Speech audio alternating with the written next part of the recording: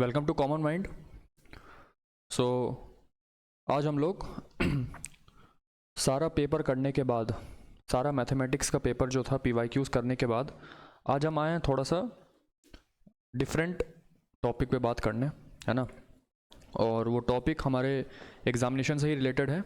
हमारा जो मैथमेटिक्स का है टॉपिक, उसके सिलेबस से है, उसके ओवरव्यू से है, मतलब कहाँ से कितने क्वेश्चन आ रहे हैं, कितने टॉपिक्स हैं, सिलेबस क्या है मैथ्स का, है ना, कट ऑफ कितनी जाती है, स्कीम क्या होता है, और इन सारी चीज़ों पे बात करेंगे।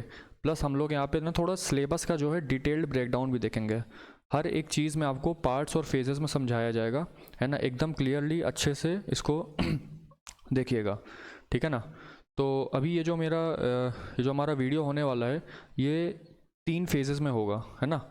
ये जो मेरा वीडियो है, ये मेरा जो है 3 फेजेस में होगा, ठीक है, 3 फेजेस। इसको अच्छे से देखिएगा, है ना। पहला फेज़ में हम यहाँ पे जो बात करेंगे उसका की है,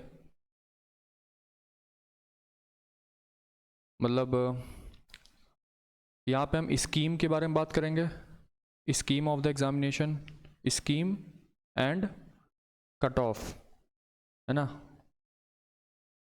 cut off examination of NDA, ठीक है, इसकी बात करेंगे। दूसरे में हम बात करेंगे आपका detailed complete breakdown of the syllabus, है ना, डिटेल्ड पूरा एकदम अच्छे से आपको बताएंगे, detailed breakdown of the syllabus, है ना। ये वाला पार्ट बहुत ये वाला जो फेज़ है ये हमारा बहुत इंपॉर्टेंट रखता है। और तीसरा जो हमारा लास्ट फेज़ होगा, उसमें हम बात करेंगे कि मेथड ऑफ अप्रोच क्या होना चाहिए सॉल्व करने का। देखिए, मेथड ऑफ अप्रोच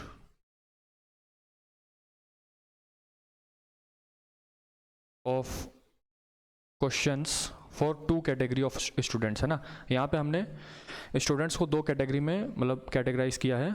और एक वो जिनको जो मैथमेटिक्स बैकग्राउंड से आते हैं, है ना, मैथ्स बैकग्राउंड है जिनका, मतलब जिन्होंने क्लास 11th और 12th में मैथमेटिक्स ली थी।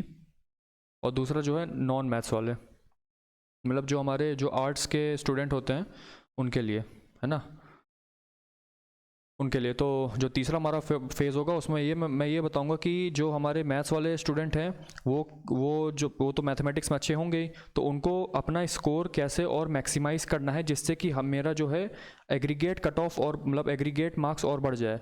और नॉन मैथमेटिक्स वालों को मैं मतलब ऐसे बताऊंगा जिनसे कि वो अपना पहले सेक्शनल कट ऑफ क्लियर कर पाए। अच्छा, ये सेक्शनल कट ऑफ और एग्रीगेट कट ऑफ अभी इसके बारे में हम बात करेंगे, है ना, वो हमारे पहले फेज़ में ही है यहाँ पे, scheme and cut off of NDA exam. उसके दूसरे में हम बात करेंगे detailed breakdown of the syllabus की, मतलब जो इसका सिलेबस आता है। पहले तो मैं आपको नोटिफिकेशन में दिखाऊंगा कि इसका सिलेबस क्या क्या होता है ना।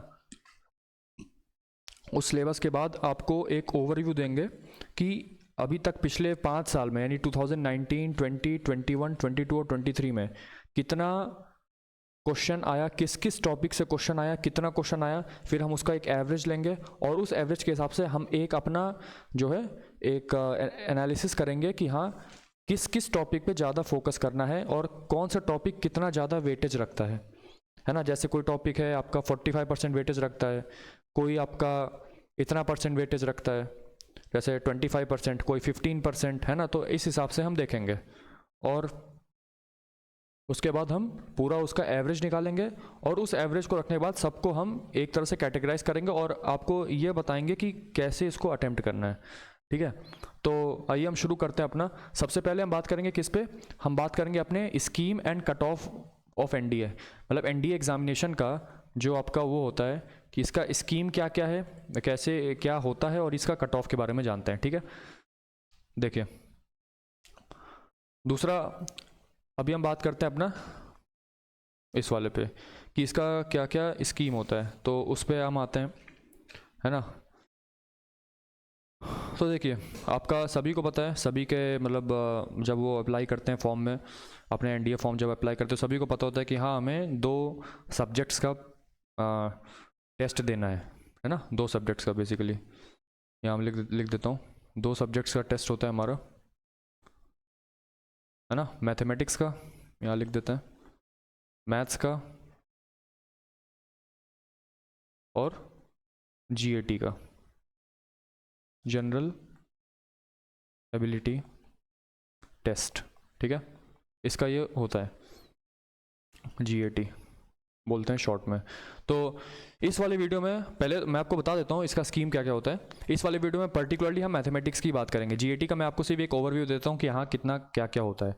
मैथमेटिक्स में आपको टोटल आपका जो पेपर होता है वो 10 से 12:30 तक होता है, 2.5 आवर्स का, है ना, 2.5 आवर्स का पेपर होता है। और ये भी आपका जनरल एबिलिटी टेस्ट का भी आपका पेपर 2 से 4:30 होता है, ठीक है, तो वो भी आपका जो है 2.5 आवर्स का पेपर होता है, ठीक है। इस 2.5 आवर्स में आपको जो बुकलेट मिलती है मैथमेटिक्स की, उसमें जो टोटल क्वेश्चंस होते हैं वो होते हैं आपके 300 क्वेश्चंस, सॉरी 120 क्वेश्चंस होते हैं, 120 क्वेश्चंस होते हैं, ठीक है, टोटल। और इसमें टोटल कितने क्वेश्चंस होते हैं? इसमें टोटल 150 क्वेश्चंस होते हैं, ठीक है। अब देखो मैथमेटिक्स 2.5 आवर्स में आपको जो बुकलेट मिलती है उसमें टोटल 120 क्वेश्चंस होते हैं। अब हर एक क्वेश्चन जो है 5/2 मार्क्स कैरी करता है, तो टोटल 120 क्वेश्चंस कितने मार्क्स कैरी करेंगे? टोटल 300 मार्क्स, है ना, 300 का पेपर होता है आपका, 300 मार्क्स। और यहाँ पे जो एक क्वेश्चन होता है वो 4 मार्क्स कैरी करता है, यानी कि ये टोटल कितना हो जाएगा? 600 मार्क्स का, ठीक है ना, ये टोटल 600 मार्क्स का ये आपका जो है ये क्वेश्चन हो जाता है। तो टोटल जो आपका रिटन पेपर होता है ना, जो टोटल में आपका जो रिटन पेपर होता है, रिटन, वो आपका आउट ऑफ 900 कैलकुलेट किया जाता है, ठीक है ना, आउट ऑफ 900 जो है आपका पूरा कैलकुलेट किया जाता है 900 मार्क्स का। इतना डिटेल्ड ओवरव्यू समझ में आया। अब हम बात करते हैं इसके कट ऑफ की, कि इसका कट ऑफ आखिर जाता कितना है ना, इसका कट ऑफ कितना जाएगा, कितना हमको करना है, कैसे क्या क्या करना है, तो अब उस बात पे आते हैं। देखिए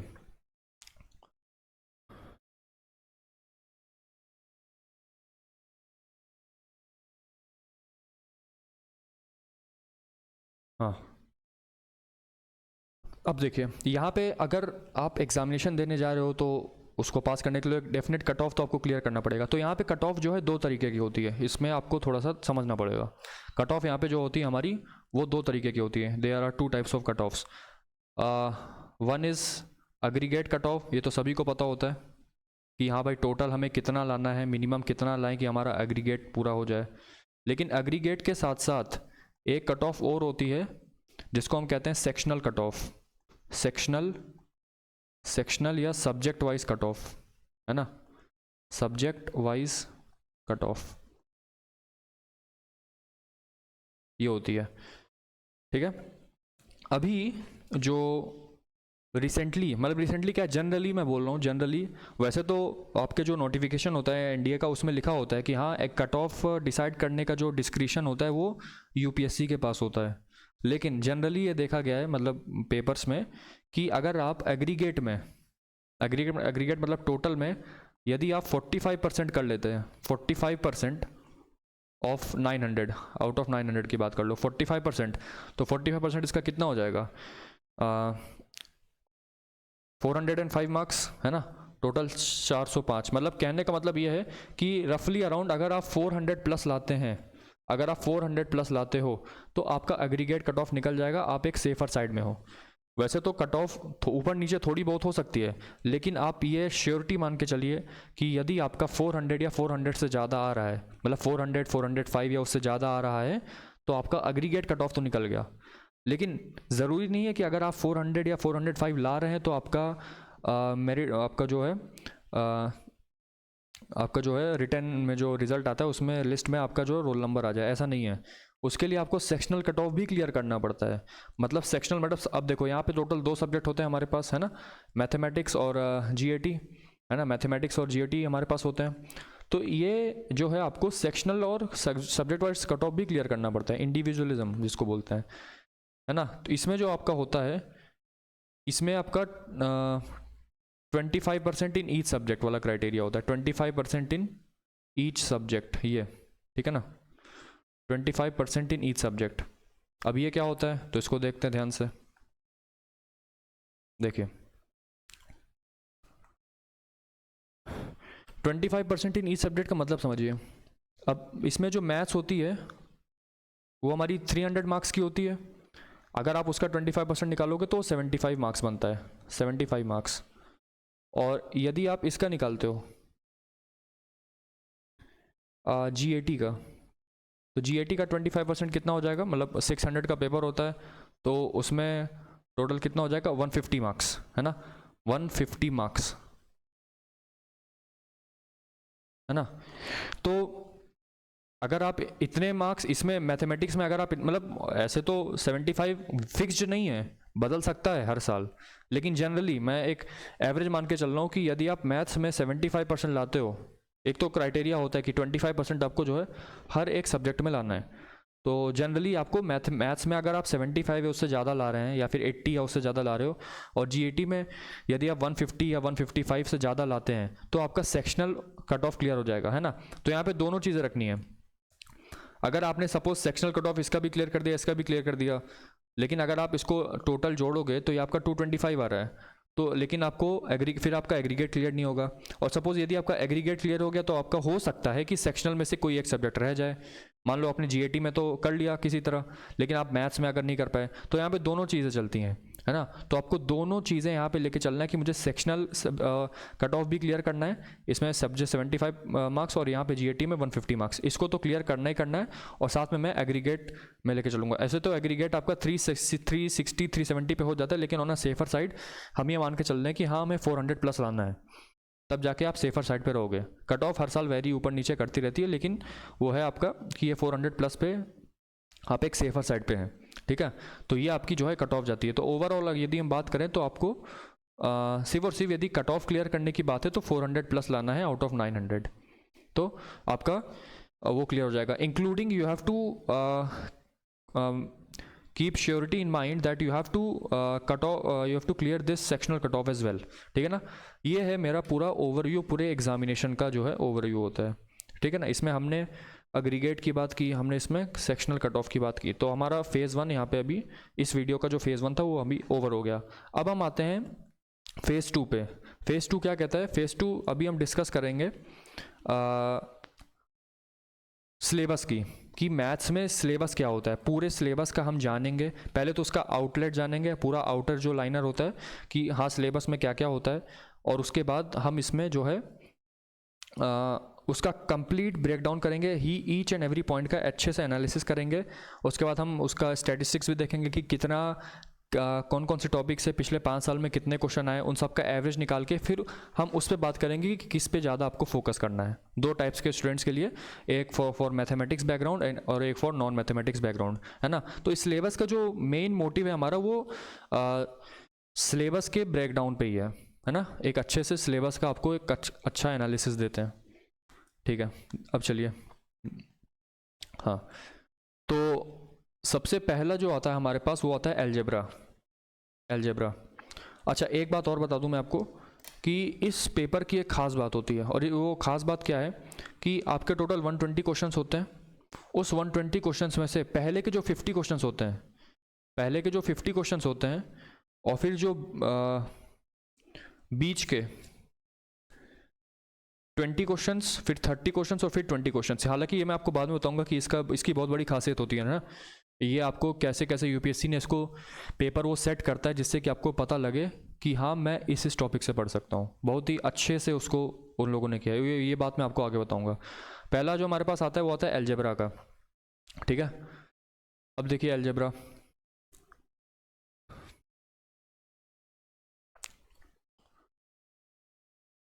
कंसेप्ट्स ऑफ सेट्स, है ना, इसको थोड़ा सा और बड़ा कर लेते हैं। Concepts of sets, operations on sets, Venn diagram, De Morgan laws, है ना। सेट्स का आपको पता ही है, A union B union C, intersection union intersection, addition subtraction, है ना, null set, void set, types of sets, Venn diagrams, बहुत सारे क्वेश्चन आ चुके हैं इस पर। डी मॉर्गन्स लॉज, है ना, डी मॉर्गन्स लॉज हो गया। कार्टेशियन प्रोडक्ट में जैसे हमको एक सेट ए दे दिया, फिर बी दे दिया, फिर तो हमसे पूछा ए क्रॉस बी कितना होता है ना। रिलेशन हो गया, इक्विवेलेंस रिलेशन हो जाएगा, है ना। रिलेशन वाला हम देखे जो इक्विवेलेंस पे बहुत सारे सवाल आए, जैसे कौन कौन से हमारे जो होते हैं आपके है ना, कौन कौन से होते हैं? ट्रांजिटिव, रिफ्लेक्सिव, ट्रांजिटिव हो गया, रिफ्लेक्सिव हो जाएगा, और यहाँ पे आपका ट्रांजिटिव, रिफ्लेक्सिव और सिमेट्रिक ये हो जाएगा, है ना।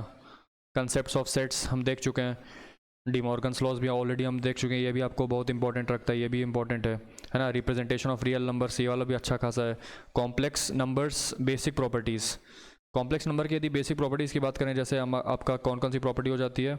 एडिशन प्रॉपर्टी हो गई, फिर आपका Z into Z bar is equal to mod of Z का होल स्क्वायर हो जाएगा, इसका मॉड्यूलस हो गया, इसका आर्ग्यूमेंट हो गया, इसके क्यूब रूट्स ऑफ यूनिटी हो जाएंगे, ये अच्छे खासे टॉपिक्स है। बाइनरी नंबर्स, ये भी मैंने आपको बहुत बार बोला हुआ है, जैसे आपको 1 0 0 1 0 ऐसे कुछ दे देता है, फिर आपको बोलता है इसको डेसिमल में कन्वर्ट करो, conversion of a decimal in decimal number two binary system and vice versa. मतलब आपको नंबर बाइनरी में देगा तो उसको डेसिमल में इसका लिखो इक्विवेलेंट, फिर अगर डेसिमल देगा तो उसका बाइनरी को इक्विवेलेंट लिखो, है ना।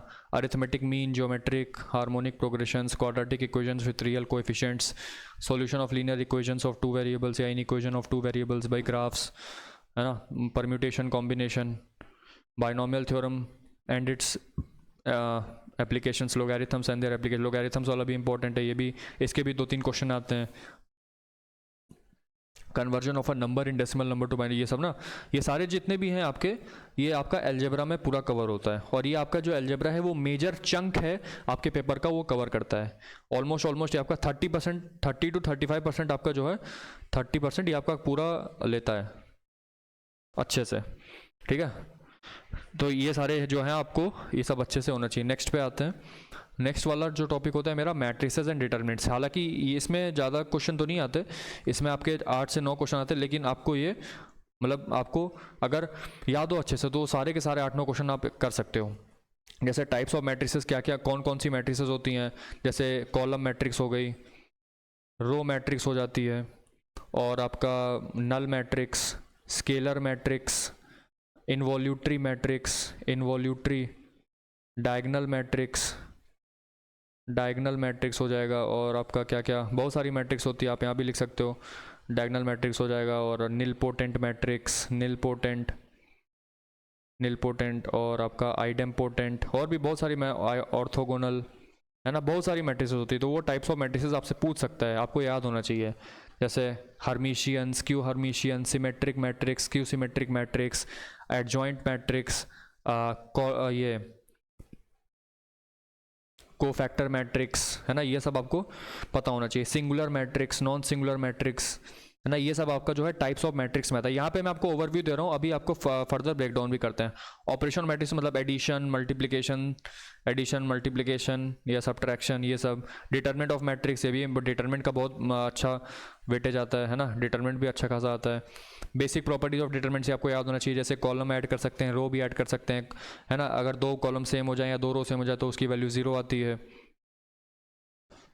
ऑब्वियसली, ठीक है। और एडजॉइंट और इन्वर्स, एडजॉइंट का फॉर्मूला सभी को पता है, इन्वर्स का भी वही होता है कि क्या 1 determinant of A into adjoint of A, ये फॉर्मूला होता है आपका इन्वर्स का of a square matrix. Application, solutions of system of linear equations in 2 और 3, ये क्रेमर्स रूल आप सभी को पता है, क्रेमर्स रूल हम सभी जानते हैं।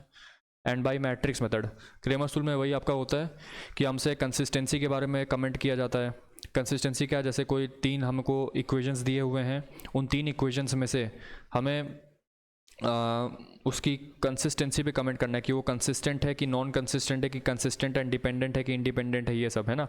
तो आप इसको देख लो, मेजर टॉपिक्स हैं आपके, है ना। यहाँ पे सिर्फ आपको रेफरेंस के लिए ये जो है आपको प्रोवाइड किया जा रहा है कि हाँ भाई इतने टॉपिक्स होते हैं। जैसे अब तीसरा टॉपिक है मेरे पास ट्रिग्नोमेट्री। क्या क्या ट्रिग्नोमेट्री, देखो angles and their measures in degrees and radians, ये वाला भी बहुत, इसको भी ध्यान रखिए।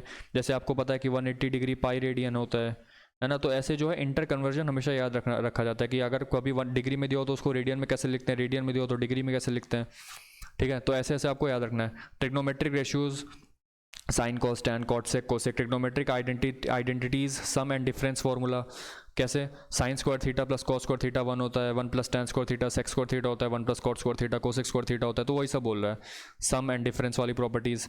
या फिर आप वो कह दो कि sine C plus sign D minus sine D, cos C plus cos D minus cos D. Multiple angles, जैसे साइन 2a का फॉर्मूला, कॉस 2a का फॉर्मूला, टैन 2a का फॉर्मूला, ये सब। Inverse trigonometry function, sign inverse, cos inverse, tan inverse, है ना।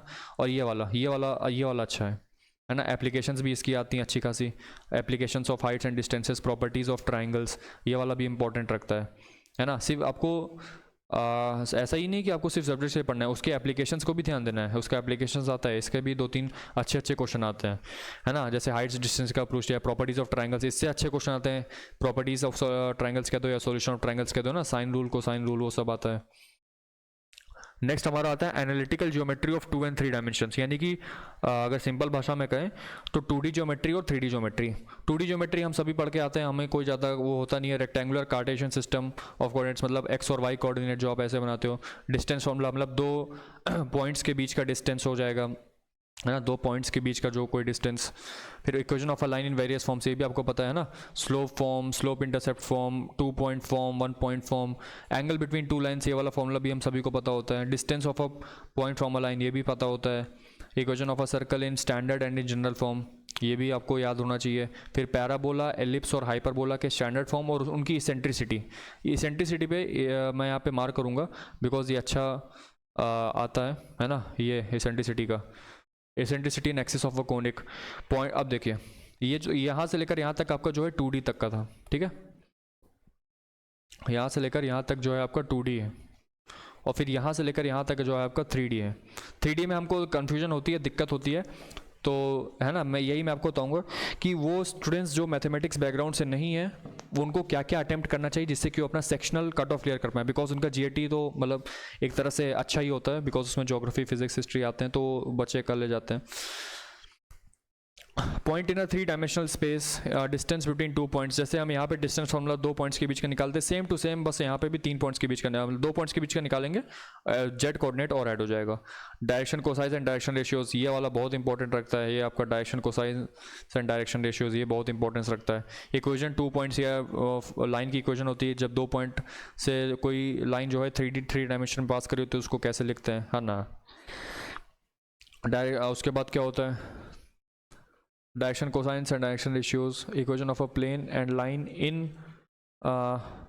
Various forms में हमारे पास प्लेन, जैसे प्लेन दो पॉइंट से पास कर रहा है, 3 पॉइंट से पास कर रहा है, एक लाइन और 2 पॉइंट से पास कर रहा है, 1 पॉइंट या 2 लाइन से पास कर रहा है। Angle between 2 lines and the angle between 2 planes, ये वाला भी एंगल बिटवीन 2 लाइन्स, ये भी, इसके भी बहुत सारे आते हैं। और angle between 2 planes, angle between 2 planes का मतलब ये होता है कि उनके नॉर्मल्स के बीच का एंगल, ठीक है। ये हाँ, एक ये भी आता है आपका, इसका तो फिक्स है आना। इक्वेशन ऑफ द स्फीयर का, इक्वेशन ऑफ अ स्फीयर का हमेशा हर एक पेपर में आपको कम से कम 1-2 क्वेश्चन तो दिख ही जाएगा। उसका रेडियस पूछ लेगा, उसका सेंटर पूछ लेगा, यही सब पूछता है, ठीक है। नेक्स्ट पे आते हैं। अब देखो हमारा यहाँ से शुरू होता है कैलकुलस। कैलकुलस भी आपका अच्छा खासा भारी वेटेज रखता है पूरे मैथ्स में, अच्छा खासा। हमसे बोला है concept of a real valued function. देखो concept of a real valued function ये आसान होता है, जैसे डोमेन, रेंज तो हम सभी को आता है, बहुत आसान होता है। Graph of the function, graph भी आता है। कंपोजिट फंक्शन इंपॉर्टेंट होता है, ये वाला भी इंपॉर्टेंट है। 1 to 1, ये सब आपको ध्यान रखना है। 1 to 1, ऑन टू, क्या क्राइटेरिया होता है, 1 to 1 का मतलब क्या होता है, into, onto, many to 1, inverse functions, ये भी आता है। Notion of a limit, limit के सवाल अच्छे खासे आते हैं। स्टैंडर्ड लिमिट, अब जैसे स्टैंडर्ड लिमिट क्या क्या हो सकता है। स्टैंडर्ड लिमिट आपका जैसे साइन एक्स अपॉन एक्स जो है आपका 1 होता है, tan एक्स अपॉन एक्स 1 होता है, और आपका e to the power x minus 1 upon x 1 होता है। इन सब में जो है लिमिट जो है x टेंडिंग टू 0 होगा। उसके बाद a to the power x minus 1 upon x क्या होता है आपका ln a होता है। Sine inverse x upon x, है ना। उसके बाद log 1 plus x upon x भी आपका 1 होता है, ये सब आपको याद रखना पड़ेगा। tan inverse x upon x 1 होता है, कॉट इनवर्स एक्स, ये sine inverse x upon x भी 1 होता है। तो ये सब जो है आपको याद रखना चाहिए, ये आपके स्टैंडर्ड लिमिट्स के एग्जांपल्स होते हैं। कंटिन्यूटी ऑफ द फंक्शंस, ये भी आपको सही है। कंटिन्यूटी एंड डिफरेंशिएबिलिटी होना चाहिए। Examples algebraic operations on continuity, derivative of function at a point, ये वाला बहुत इंपॉर्टेंट है, ये वाला बहुत इंपॉर्टेंट रखता है आपके लिए।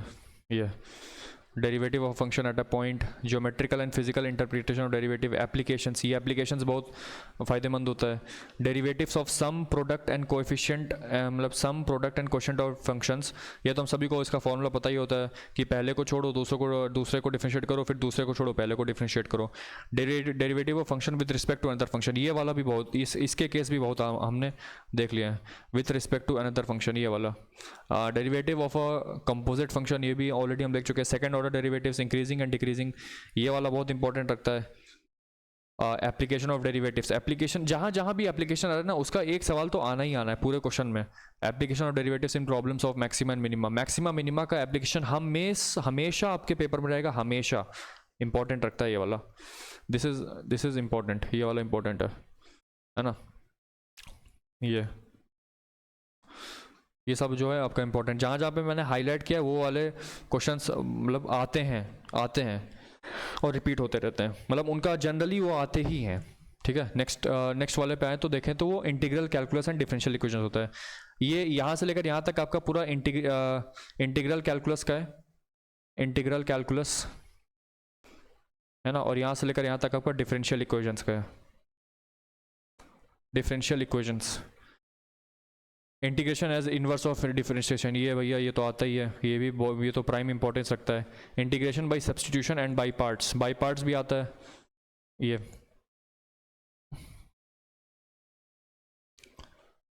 Standard integrals involving algebraic expressions, trigonometric, exponential, hyperbolic functions, है ना, ये तो आता ही आपको, ये आप सभी को मतलब ये आपका जो है डेफिनेट में आता है, डेफिनेट इंटीग्रेशन, सॉरी इनडेफिनेट में आता है, इनडेफिनेट इंटीग्रेशन।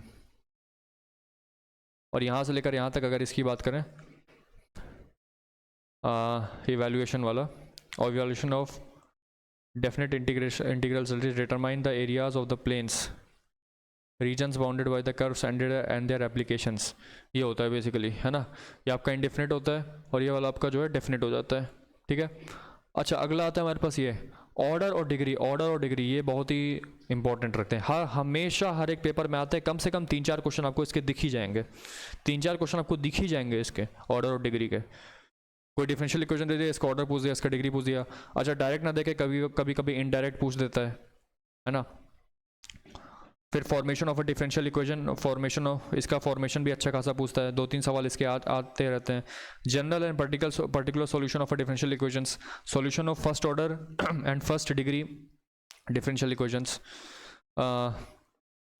फर्स्ट ऑर्डर वैसे तो ज़्यादा पूछता नहीं है, लेकिन कभी कभी पूछ लेता है। सॉल्यूशन बहुत सारे तरीके से हम सॉल्यूशन निकालते हैं, कौन कौन से आप सभी को पता होना चाहिए, है ना।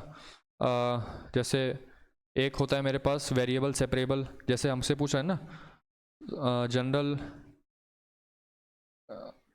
एंड पर्टिकुलर, और ये solutions of first order and first degree differential equations of various types. अब ये जो वेरियस टाइप्स है मेरे पास, ये वेरियस टाइप्स क्या क्या हो सकते हैं, एक होता है मेरे पास वेरिएबल सेपरेबल, है ना, एक होता है मेरे पास क्या वेरिएबल सेपरेबल, दूसरा होता है मेरे पास होमोजीनियस टाइप्स, और तीसरा मेरे पास क्या होता है लीनियर डिफरेंशियल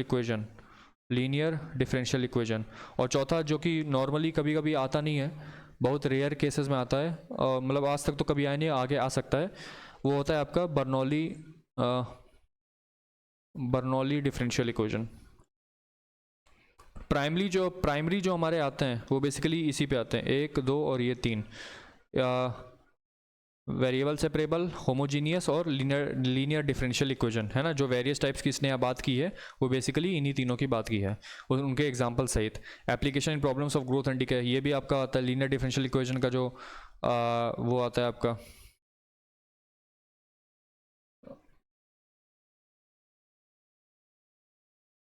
जो एप्लीकेशन आता है उसमें आपको आप कहीं आपको दिख जाएगा कि ग्रोथ एंड डिके का प्रॉब्लम आता है, ठीक है ना, तो वो भी आप देख लीजिएगा। उसके बाद नेक्स्ट पे आते हैं हम वेक्टर अलजेब्रा पे। वेक्टर अलजेब्रा का उतना ज़्यादा वेटेज नहीं है, अगर किसी को नहीं समझ में आता तो ये इस टॉपिक को छोड़ सकता है। बस 5 ज़्यादा 5 मोस्टली 5 क्वेश्चन ही आता है, 5 से ज़्यादा कभी नहीं आएगा, है ना। थोड़ा सा ये वेक्टर इसलिए हमको मतलब इनडिफरेंट लगता है, क्योंकि हम नॉर्मली जो है नंबर्स के साथ आए, वेक्टर में थोड़ा सा दिक्कत ये आता है कि उसको होने को तो हो जाएगा, लेकिन वो देखने में थोड़ा सा मतलब अच्छा नहीं लगता है, क्योंकि उसमें एरो बनी होती है, पता नहीं उसमें कैलकुलेशन सब्ट्रैक्शन करते हैं तो थोड़ा कन्फ्यूजन होता है, लेकिन होता आसानी है।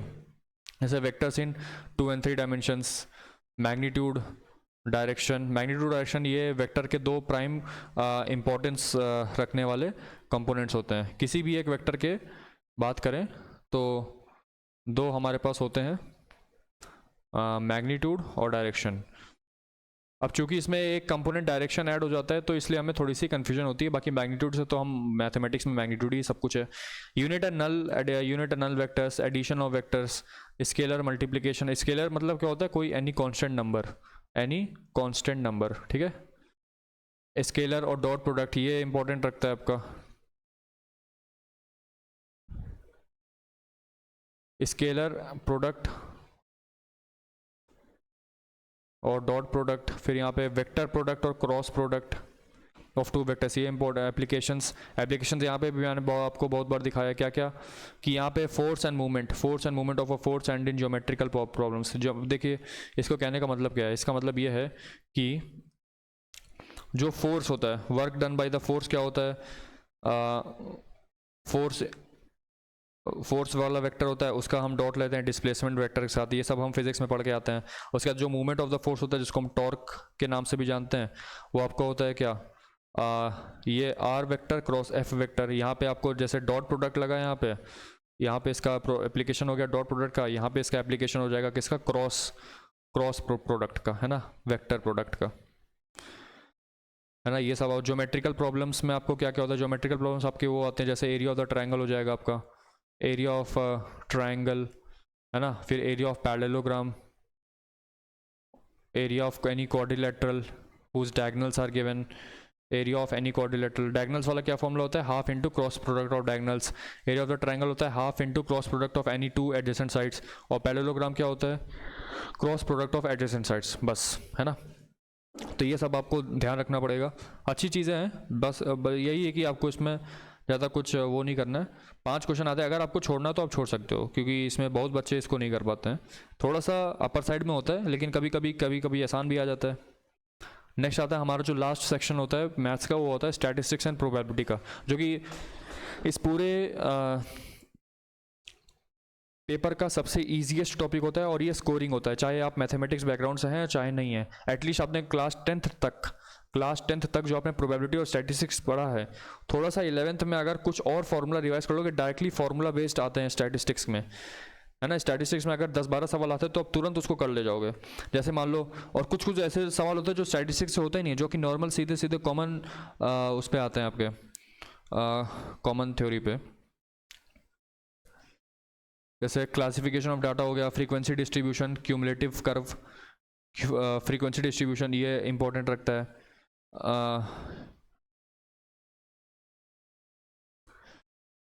फिर यहाँ पे आता है आपका हिस्टोग्राम इंपॉर्टेंट होता है, पाई चार्ट इंपॉर्टेंट होता है, फ्रीक्वेंसी पॉलीगॉन, हिस्टोग्राम वही फ्रीक्वेंसी पॉलीगॉन उसी का मतलब होता है। एग्जांपल्स में उसके ओजाई भी आ जाते हैं कभी कभी, है ना।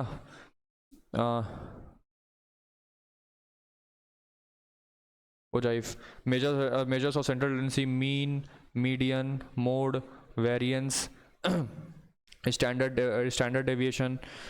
फिर यहाँ पे आपका इसके साथ आपका होता है कोएफिशिएंट ऑफ वेरिएंस, है ना, ये इसके भी बहुत बार सवाल आ चुके हैं, कोएफिशिएंट ऑफ वेरिएंस।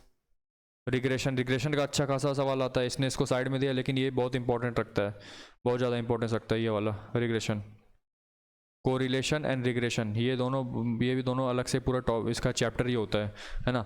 तो ये आपका कोएफिशिएंट ऑफ कोरिलेशन नाम से हम पढ़ते हैं उसको, कोएफिशिएंट ऑफ डिटर्मिनेशन आपका एक होता है, coefficient of variance, mean, median, mode, variance, standard deviation, coefficient of variance, ये सारे के सारे फॉर्मूला होते हैं, है ना। तो ये आपका स्टैटिस्टिक्स का पूरा पार्ट होता है। कोई बच्चा जिसने मैथमेटिक्स 11th-12th में नहीं लिए, तो उसको एटलीस्ट कुछ बेसिक्स आता होगा कि उसने मीन, मीडियन, मोड पढ़ के रखा होगा क्लास 10th में, है ना। बस थोड़ा सा इसमें और स्ट्रेचेबल, ये इसको सबसे आसान ये बना दे कि इसके डायरेक्टली आप इसमें फार्मूला इम्प्लीमेंट कर सकते हैं। नेक्स्ट प्रोबेबिलिटी सबसे आसान टॉपिक होता है। आपको लगता होगा कि भाई ये 10th तक आसान होता है, लेकिन 11th-12th में आ जाता है, तो ऐसा नहीं है। एनडीए के लेवल में जो प्रोबेबिलिटी के क्वेश्चन आते हैं वो थोड़े से बस ज़्यादा से ज़्यादा मॉडरेट होते हैं। थोड़ा सा अगर आप दिमाग लगाओगे तो आपका हो जाएगा आसानी से।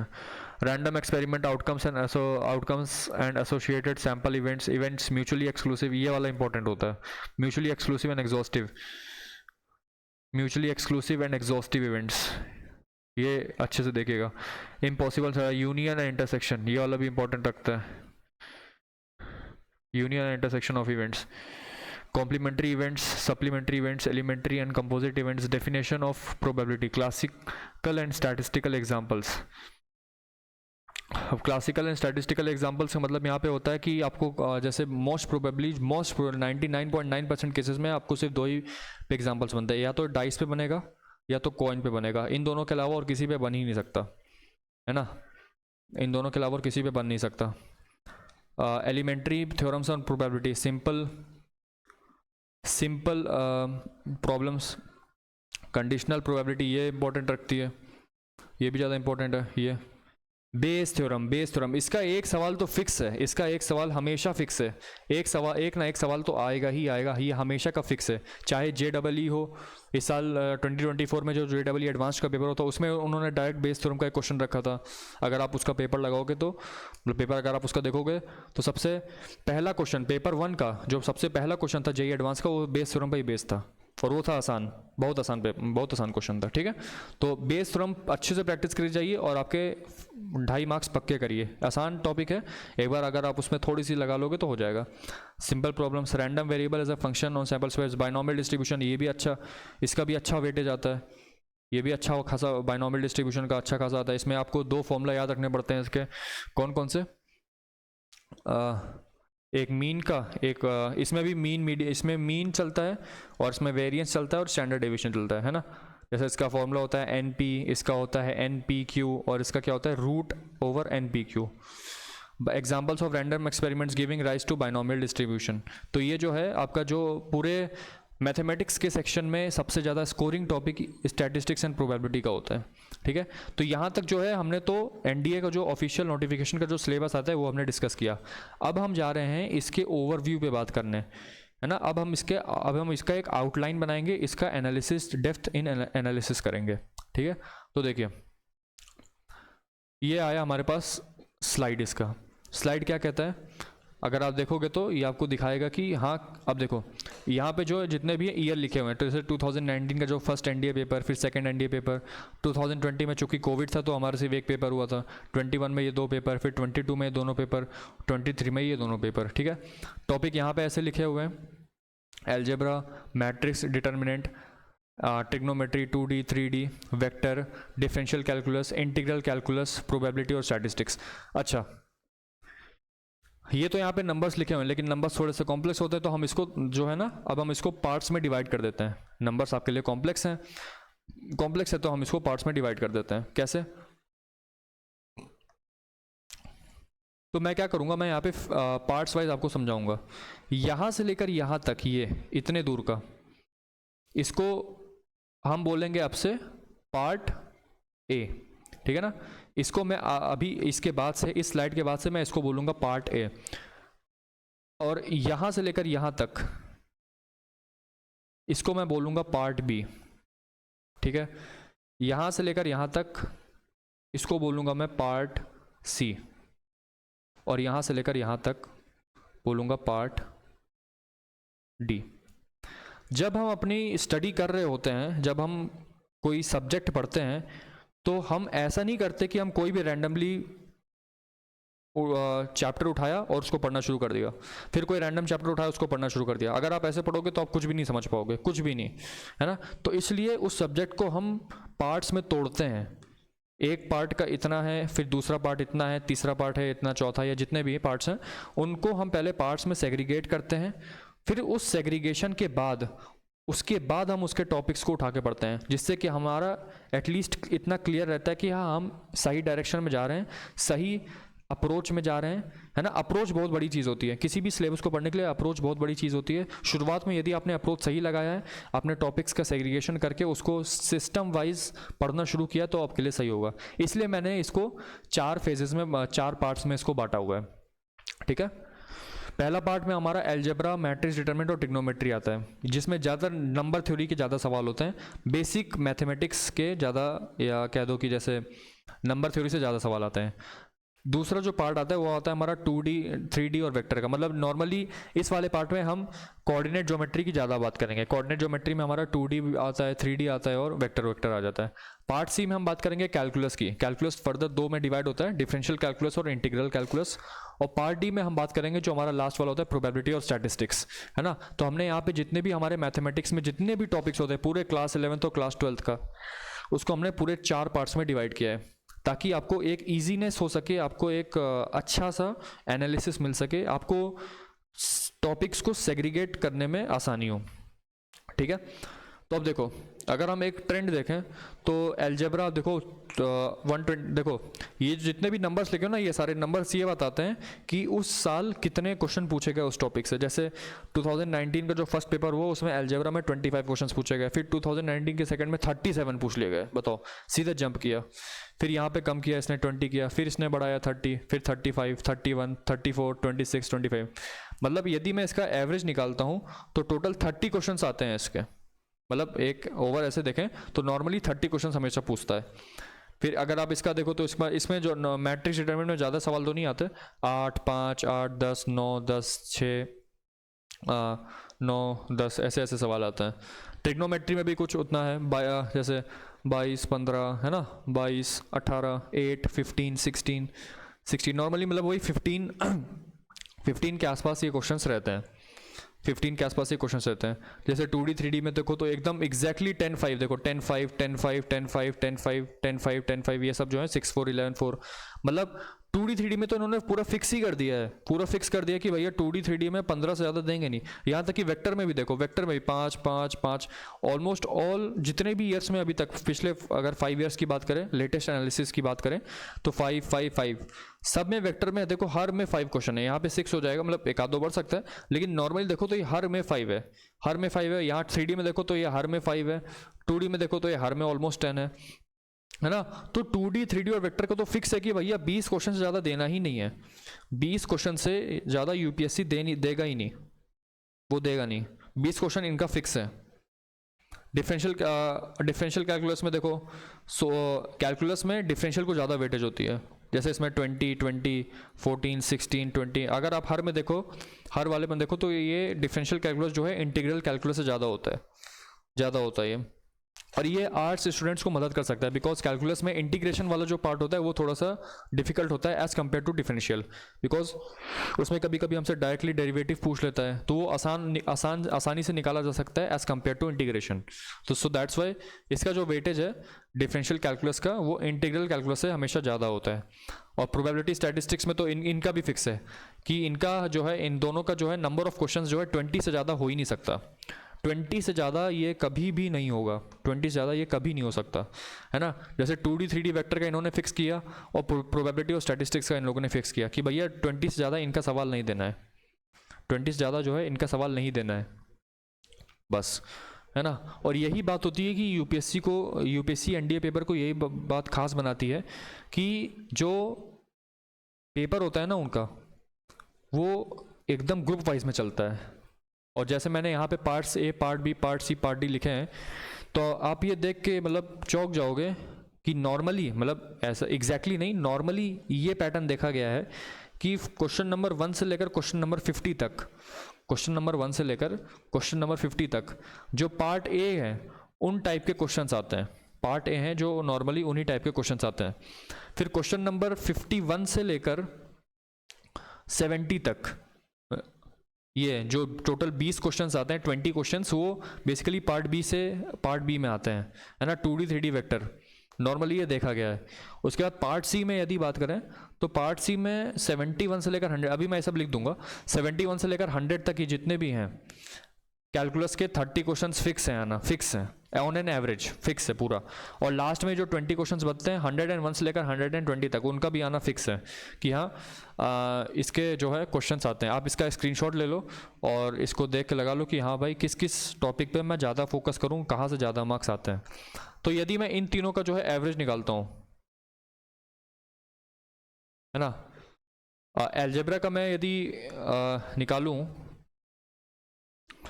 तो उसका जो नॉर्मली आपका 30 क्वेश्चंस आते हैं, ठीक है, 30, ठीक है।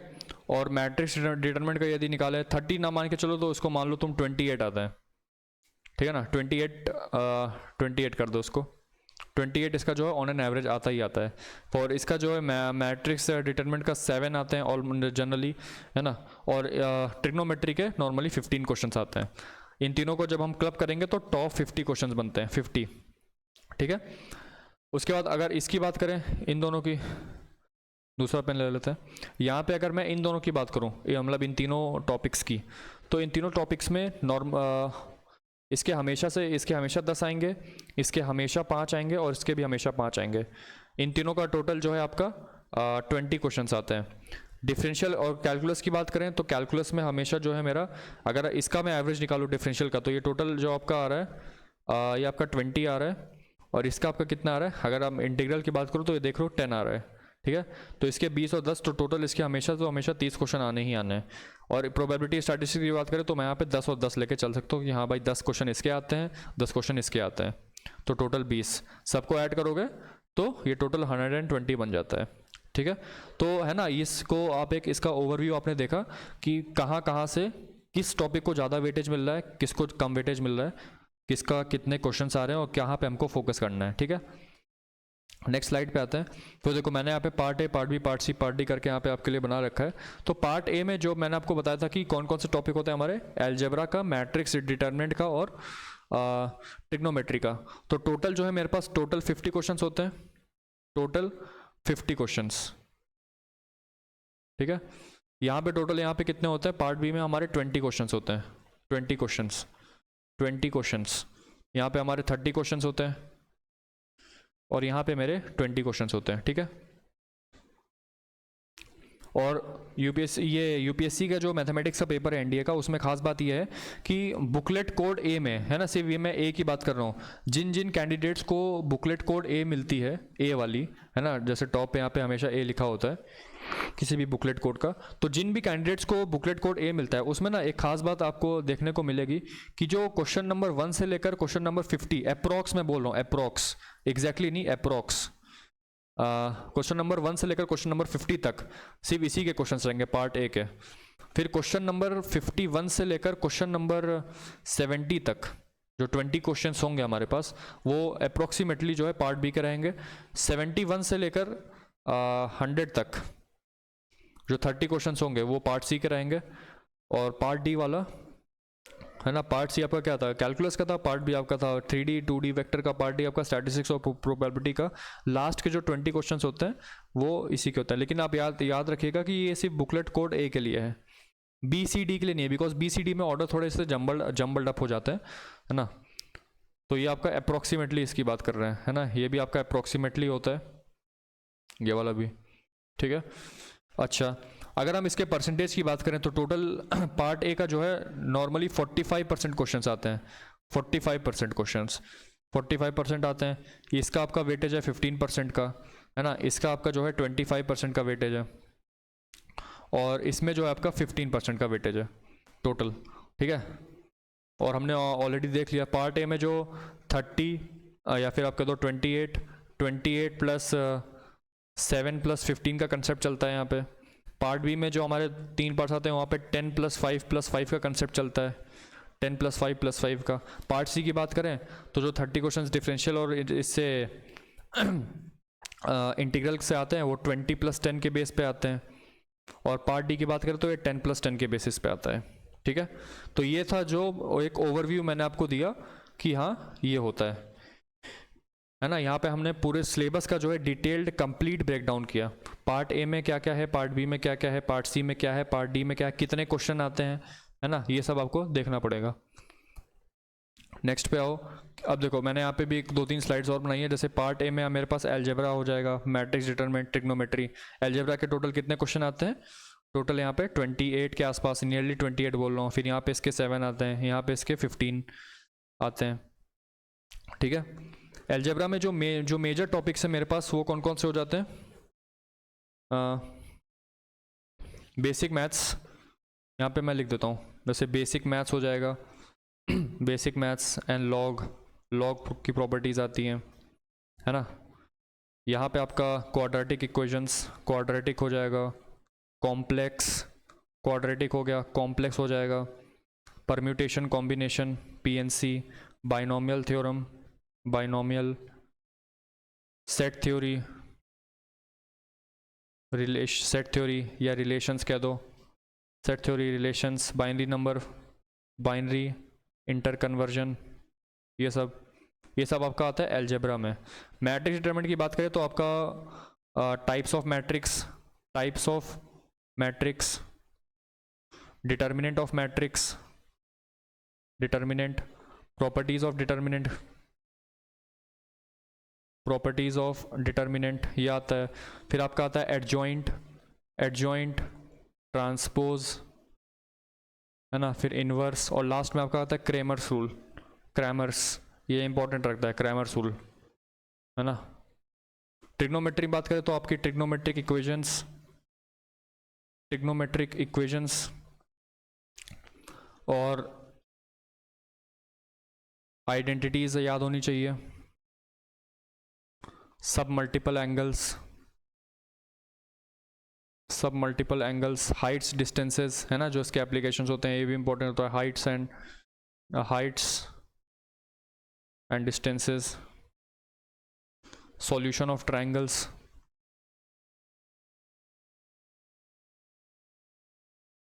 Solution of triangles, inverse trigonometric functions, ITF, ये भी इंपॉर्टेंट होता है ना। तो अब मैं आपको बताता हूँ कि उन दो प्रकार के, है ना, अब हम यहाँ से अपना जो है वीडियो का फेज 3 चालू करते हैं कि क्या किस किस टॉपिक पे जो हमारे आर्ट्स मैथमेटिक्स वाले स्टूडेंट्स हैं वो फोकस करें। हालांकि उनका मैथमेटिक्स तो अच्छा ही होगा। यहाँ पे जो मेन प्रायोरिटी मेरी ये होगी कि जो स्टूडेंट्स हैं जिन्होंने आर्ट्स लिया है क्लास 11th या 12th में, उनको हो सकता है मैथ से उतना ज़्यादा मतलब फैमिलियर वो ना हो, क्लास 10 तक उन्होंने पढ़ी है, 11th 12th में तो उन्होंने आर्ट्स ले लिया। तो मैं उनके लिए बताना चाहता हूँ कि आपके यहाँ पे कौन कौन से टॉपिक जो हैं आपको ईजी लगते हैं और कहाँ कहाँ से आपको तुरंत फटाफट क्वेश्चन उठाने चाहिए, है ना। तो देखो, बेसिक मैथ्स एंड लॉग सबसे इजी टॉपिक होता है अलजेब्रा का, है ना। लॉग की प्रॉपर्टीज़, कुछ बेसिक प्रॉपर्टीज़ होती हैं, वो आपको अगर याद होंगे तो आप वो क्वेश्चन कर सकते हो। क्वाड्रेटिक इक्वेशन कोई ज़्यादा, कभी कभी roots, sum of roots, product of the roots, ये सब पूछ लेता है, तो वो आसान होता है ना। ये मैं उनके लिए बता रहा हूँ जो नॉन मैथमेटिक्स वाले बैकग्राउंड से हैं, ठीक है। क्वाड्रेटिक कॉम्प्लेक्स अगर आपको छोड़ना हो तो छोड़ सकते हो, इसमें नॉर्मली बहुत थोड़ा सा मतलब थोड़ा कॉम्प्लेक्स है ना, नाम से ही कॉम्प्लेक्स है तो कॉम्प्लेक्स लग सकता है। PNC भी अगर आपको छोड़ना हो तो छोड़ सकते हो, थोड़े से ज़्यादा नंबर ऑफ वेज पूछ लेते हैं, अगर आपको वो मैन्युअली कर सकते हो तो कर लो, नहीं तो कोई दिक्कत वाली बात नहीं है। बाइनोमियल भी आपके लिए सही रहेगा, बाइनोमियल में भी आसान क्वेश्चन आता है, NCA, NCB, binary inter conversion, ये भी आपको पता होना चाहिए, ये भी आसान होता है ना। यहाँ से मतलब ये कुछ ऐसे टॉपिक्स हैं जहाँ से आप उठा सकते हो, जहाँ से आप अच्छा का जैसे होता है ना, पेपर मिला हमको, पेपर में तुरंत इजी क्वेश्चन छाट लिया और उसको करना शुरू किया। तो मैं आपको बस इतना मिनिमम बता दे रहा हूँ कि आपको इतना कैसे, कहाँ से, किस को क्वेश्चन उठाएं, जिससे कि मैं करता रहूँ और टू फाइनली जो है एटलीस्ट सेक्शनल मैथमेटिक्स का कट ऑफ निकल जाए, ठीक है। मैट्रिक्स डिटरमिनेंट्स में आपको टाइप्स ऑफ मैट्रिक्स और एडिशन सब्ट्रैक्शन वाला जो है आसान क्वेश्चन कर लो, आसान वो सब भी आते हैं, है ना। आइडेंटिटी मैट्रिक्स आ गया, यूनिट मैट्रिक्स आ गया, उन सभी का कभी कभी स्क्वायर पूछ देगा, कभी क्यूब पूछ देगा, कुछ भी पूछ सकता है ना। तो वो याद कर लो, और कुछ प्रॉपर्टीज़ ऑफ डिटर्मिनेंट्स, बस इससे याद कर लो, तो इससे आपका 2-3 क्वेश्चन निपट जाएगा। एडजॉइंट, ट्रांसपोज, इनवर्स, यदि आपको निकालने में दिक्कत हो रही तो आप उसको छोड़ सकते हैं, कोई इसमें दिक्कत वाली बात नहीं है। ट्रिग्नोमेट्री में ट्रिग्नोमेट्रिक इक्वेशंस आसान होती हैं, आइडेंटिटीज़ आसान होती हैं। ट्रिग्नोमेट्रिक रेशियोज़ जो सबसे इंपॉर्टेंट होता है, सबसे महत्वपूर्ण, जो कि सबसे इजी भी होता है ना। Trigonometric ratios, sine cos tan cot से, जैसे आपको फर्स्ट क्वाड्रेंट में दे दिया साइन एक्स इतना है तो बताओ टैन एक्स कितना होगा, है ना। तो ऐसे क्वेश्चन होते हैं, वहाँ से आपको मार्क्स मिलने के चांस होते हैं, आसान क्वेश्चन होते हैं, है ना। ये सब जो है, फिर आइडेंटिटीज़, अगर आपको फॉर्मूला नहीं आते कोई दिक्कत नहीं। हाइट्स एंड डिस्टेंसेस में आसान सवाल होते हैं, बस tan x का फॉर्मूला लगा के कहीं आपको हाइट निकालनी है तो हाइट दूसरे ट्रायंगल से निकाल देंगे, फिर इससे निकाल सकते हैं, तो वो आसान होता है, वो भी आप देख के कर लोगे। सॉल्यूशन ऑफ ट्रायंगल्स उतना आसान नहीं है ना। इसके लिए आपको थोड़ी सी इन डेप्थ नॉलेज पहले से चाहिए होगी कि इसमें कौन कौन सा एप्लीकेशन लग रहा है, कहाँ से हमें कंस्ट्रक्शन करना है, कैसे हमको निकालना है। तो आप छोड़ना चाहो तो छोड़ सकते हो। नेक्स्ट वाले पार्ट पे यदि हम आए तो पार्ट बी में हमारा आता है 2D और 2D कोऑर्डिनेट ज्योमेट्री और 3D coordinate geometry. 2D coordinate geometry की बात करें तो इसमें कुछ है नहीं ज़्यादा, स्ट्रेट लाइन्स है, straight lines, pair of lines, है ना, pair of lines, circle, parabola, ellipse, hyperbola और रेक्टेंगुलर हाइपरबोला। तो ये कुछ ऐसे टॉपिक्स हैं जो मेरे 2D में आते हैं, ठीक है। 3D ज्योमेट्री में वही कुछ बेसिक पॉइंट्स हैं, basic points, line in 3D, direction ratios, direction cosines, ये अच्छे से आपको याद होना चाहिए। और आपका क्या क्या हो सकता है, प्लेन्स की बात कर लेते हैं, angle between two lines, angle between two lines. Vector algebra में कुछ नहीं, बस वही आपका अच्छा 2D कोऑर्डिनेट ज्योमेट्री में बेसिक प्रॉपर्टीज़ भी आ जाती हैं, वो उसको भी देख लीजिएगा, basic properties. Vector algebra almost 2D coordinate geometry का बस वही है, यहाँ पे आपका वही मैग्नीट्यूड आ जाएगा, मैग्नीट्यूड, डॉट प्रोडक्ट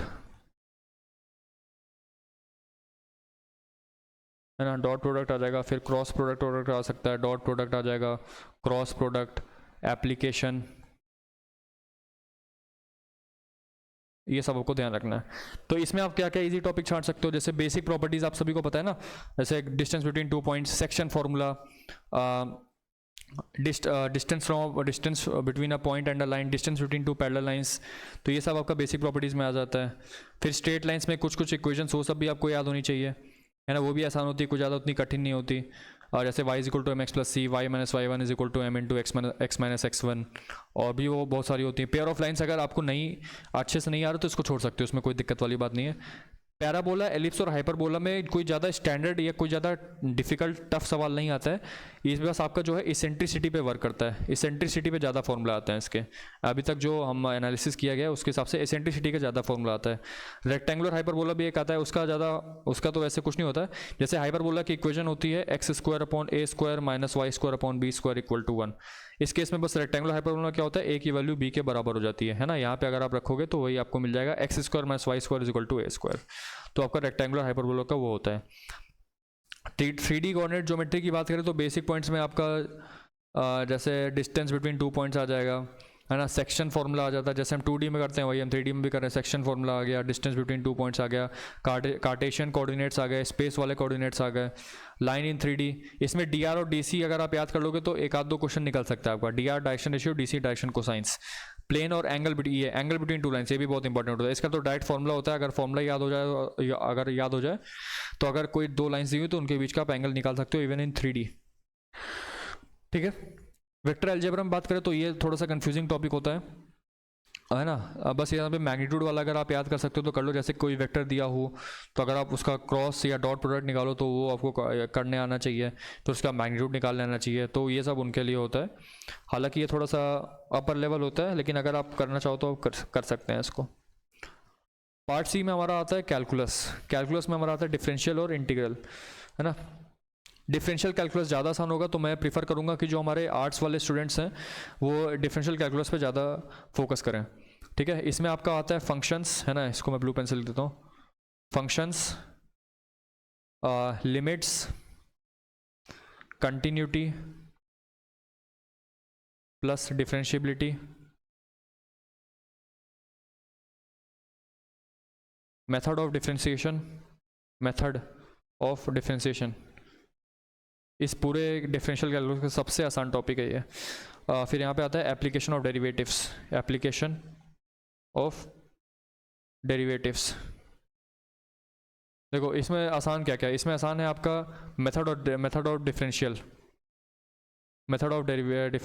या डिफरेंशिएट ना, या मेथड ऑफ डिफरेंशिएटिव कह दो इसको, क्या भी बोल सकते हैं, मेथड ऑफ डिफरेंशिएटिंग, किसी भी फंक्शन को डिफरेंशिएट कैसे करना है तो उसका मेथड बताता है, ये आसान होता है। प्लस फंक्शंस में कुछ बहुत ही बेसिक टाइप के क्वेश्चंस आते हैं, जैसे कौन सा फंक्शन इनटू है, ऑनटू है, इसका रेंज निकालो, इसका डोमेन निकालो, तो रेंज डोमेन वाले जितने भी क्वेश्चंस आते हैं वो आपका फंक्शंस कवर कर देगा, है ना। फिर यहाँ पे आपका मेथड ऑफ डिफरेंशिएटिंग ये भी आसान होता है, जैसे कोई फंक्शन दे दिया फिर उसका dy/dx पूछ लेगा, तो वहाँ पे आप कर सकते हो। आर्ट्स स्टूडेंट्स वालों के लिए ये ज़्यादा महत्वपूर्ण होगा। बाकी लिमिट्स, कंटिन्यूटी, डिफरेंशिएबिलिटी ये भी आसान होता है, आपको कोई फंक्शन दे देगा उसका कंटिन्यूटी डिफरेंशिएबिलिटी चेक करनी होती है, बहुत आसान होता है ना। आपको PYQs वाले जितने भी मैंने वीडियोज़ अपलोड किए हैं उसमें बहुत ही अच्छा मेथड बताया है और आसान होता है। LHL को बस RHL से बराबर करना होता है। बाकी एप्लीकेशन ऑफ डेरिवेटिव्स हाई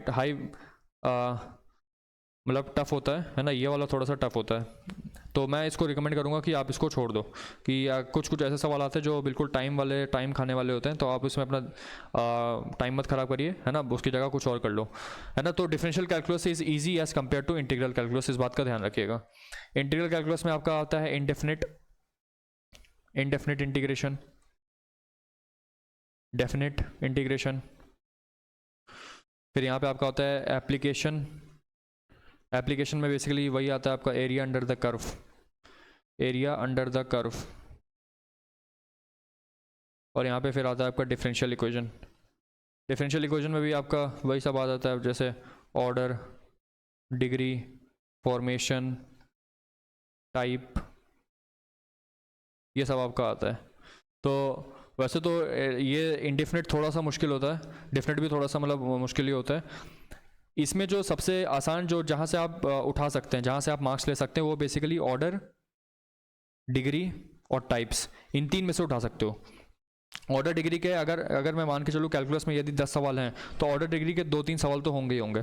तो उन 2-3 सवालों को क्रैक करने के लिए आपको ऑर्डर और डिग्री का पता होना चाहिए। आसान होता है, बहुत आसान होता है। कभी कभी पूछ देगा कि व्हाट इज द ऑर्डर और what is the degree of the differential equation, what is the order, तो ये सब पूछ देगा, तो आपको वो सब आना चाहिए अच्छे से, ताकि आप उसको जल्दी से ख़त्म कर सकें, जल्दी से अटैम्प्ट कर सकें, ठीक है। तो ये आसान होगा। पार्ट डी की बात करें तो स्टैटिस्टिक्स प्रोबेबिलिटी बहुत ही सबसे इजी सेक्शन होता है, बहुत ही स्कोरिंग सेक्शन होता है ना, बहुत ज़्यादा स्कोरिंग होता है। तो इसमें तो आपको कोई क्वेश्चन छोड़ना ही नहीं है, इसमें आपको कोई क्वेश्चन नहीं छोड़ना है। स्टैटिस्टिक्स में आपका वही सब आता है, क्या, मीन, मीडियन, मोड, सबने पढ़ा हुआ है, mean, median, mode. Class 12th में, क्लास 11th में आके बस एक इंपॉर्टेंट टॉपिक जुड़ता है जिसको हम कहते हैं variance, standard deviation, coefficient of variance, फिर आपका होता है लीनियर रिग्रेशन का एक अलग से चैप्टर ही होता है पूरा, linear regression and coefficient of correlation. मैं आपसे रिकमेंड करूंगा कि आप इसकी थ्योरी देख लो, है ना। इसकी थ्योरी अगर आप एक बार देख लोगे तो आपको अच्छे से समझ में आएगा, और आप पूरा का पूरा जो है कर सकते हो। ये आपका जो पार्ट डी होता है पूरा, सभी को पता है 20 क्वेश्चन आते हैं इसके, और 20 के 20 क्वेश्चन आप अटेम्प्ट कर सकते हो बिल्कुल, क्योंकि इसके क्वेश्चन मीन, मीडियन, मोड तो आसानी होता है, ये तो आप कर ही सकते हो। वेरिएंस का एक फॉर्मूला होता है, डायरेक्ट फॉर्मूला होता है, और हर साल आता है। स्टैंडर्ड डेविएशन कुछ नहीं होता, बस इसका अंडर रूट होता है। कोएफिशिएंट ऑफ वेरिएंस क्या होता है, standard deviation upon mean into 100, ये होता है आपका, इसका डायरेक्टली फॉर्मूला होता है। लीनियर रिग्रेशन का फॉर्मूला होता है, कोएफिशिएंट ऑफ कोरिलेशन का डायरेक्टली फॉर्मूला होता है। ये सब अलग अलग से आपका इसका चैप्टर होता है, ठीक है। प्रोबेबिलिटी में बहुत आसान आते हैं, जैसे आपका बेस थ्योरम आता है। बेस थ्योरम का तो भैया एक सवाल आना ही आना है, बेस थ्योरम का आपका एक सवाल आना ही आना है, इसमें नो डाउट। बेस थ्योरम का हो जाएगा, फिर कंडीशनल प्रोबेबिलिटी का हो जाता है, conditional probability, independent theorem, multiplication theorem,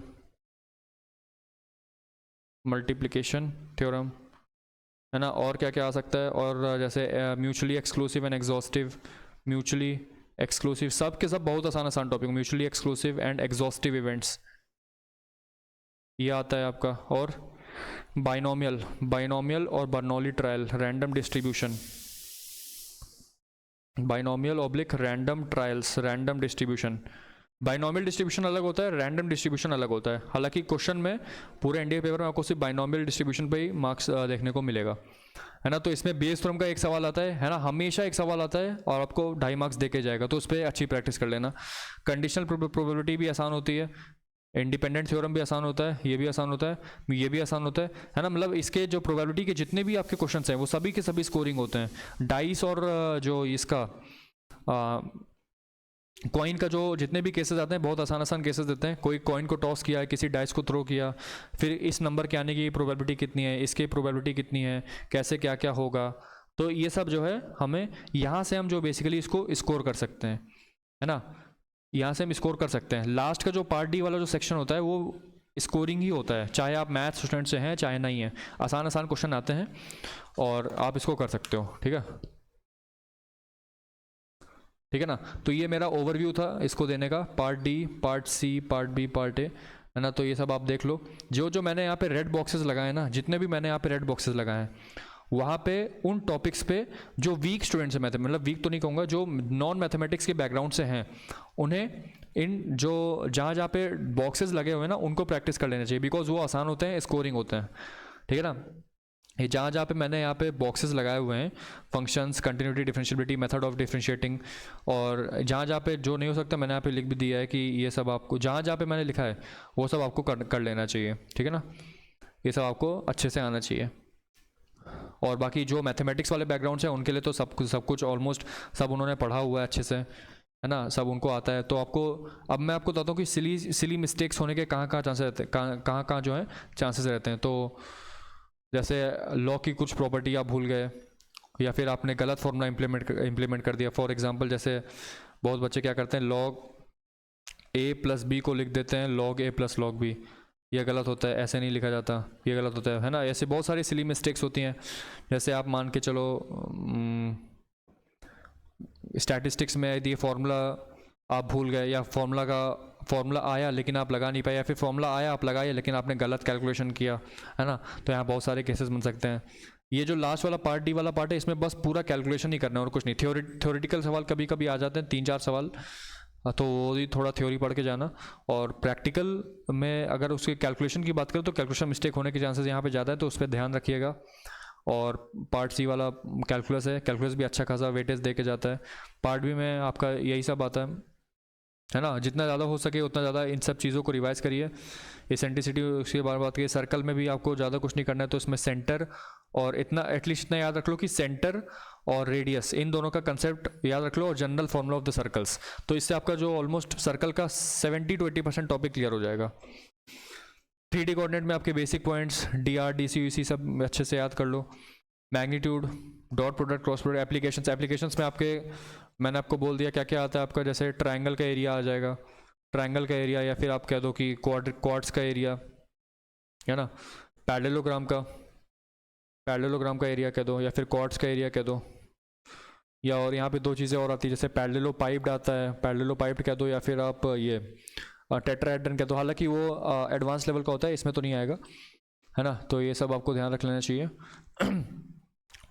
अपने स्कोर को मैक्सिमाइज हमेशा करते रहिए, जितना ज़्यादा हो सके उतने ज़्यादा number of easy questions attempt करिए। अब देखिए मैं यहाँ पे सबके लिए तो नहीं बोल सकता बिकॉज रिलेटिव होगा। अगर किसी एक के लिए कोई टॉपिक टफ है तो दूसरे के लिए आसान हो सकता है ना। तो मैं एक जनरली मैं बात लेके चल रहा हूँ कि हाँ, इन टॉपिक्स पे स्कोरिंग के चांसेस होते हैं, अच्छे से होते हैं। अपने स्कोर को हमेशा मैक्सिमाइज करो। सबसे पहले क्वेश्चन पेपर मिलते ही आसान क्वेश्चन छांटना शुरू करो और तुरंत करते रहो। वहाँ आपके पेपर में जो 2.5 घंटे का जो आपका पेपर होता है, वहाँ पे आपकी टाइम लिमिट को देखा जाता है कि हाँ आप इतने टाइम में कितने maximum number of question attempt कर सकते हो। मैक्सिमम नंबर हमारा होना चाहिए करेक्टली, और एक्यूरेसी होनी चाहिए। एक्यूरेसी आपकी 90% या उससे ज़्यादा होनी चाहिए, ठीक है। तो ओवरऑल आई होप कि आपको एक अच्छा ओवरव्यू मिला होगा, अच्छा खासा। जो part A, part B, part C, part D, मैंने यहाँ पे अपने हिसाब से पार्ट्स को इसमें डिवाइड किया, आप अपने हिसाब से कर सकते हो। लेकिन ये जो मैंने इसमें डिवाइड किया है, ये एक ओवरऑल आपको व्यू देगा अच्छे से कि हाँ, मुझे सेक्शंस में डिवाइड करके यदि मैं पढ़ूंगा तो मेरे को ज़्यादा क्लियर होगा, और ज़्यादा क्लियर होने के साथ साथ मैं अच्छे से फोकस करके क्वेश्चन कर पाऊंगा। वरना क्या होता है ना कि कोई अगर कैलकुलस पढ़ रहा है तो बीच में फिर वो इधर अलजेब्रा में चला जाएगा, फिर कोऑर्डिनेट में आ जाएगा, घुस जाएगा ऐसे, तो वो अच्छे से क्लियर नहीं हो पाता है ना। इसलिए हमेशा स्टडी को सेक्शंस में करके चलना चाहिए। सेक्शंस वाइज आप पूरा करते रहो, अपने आप पार्ट्स पूरे हो जाएंगे, और पार्ट्स पूरे होने के साथ साथ पूरा का पूरा सिलेबस आपका जो है, एंटायर सिलेबस, वो अच्छे से कवर हो जाएगा, ठीक है। तो चलते हैं हम इसी के साथ, आपको ऑल द बेस्ट विश करते हैं, और आप सभी चीज़ों का ध्यान रखिए। अगले महीने आपका पेपर ही है, बेयरली बस 20 डेज़ बचे हुए हैं, है ना। तो एक अच्छा खासा आपको जो है एनालिसिस मिल गया टॉपिक्स का भी, और PYQs ऑलरेडी अपलोडेड हैं, ठीक है। और इन्हीं सब चीज़ों के साथ अच्छे से पेपर दीजिए, अपना बेस्ट दीजिए, है ना। हड़बड़ाइए मत, पेशेंस रखिए, और प्लस अपना स्पीड बढ़ाइए, इस सॉल्विंग स्पीड को बढ़ाइए, प्लस एक्यूरेसी भी मेंटेन रहेगी उसके साथ, ठीक है। तो all the best and thank you.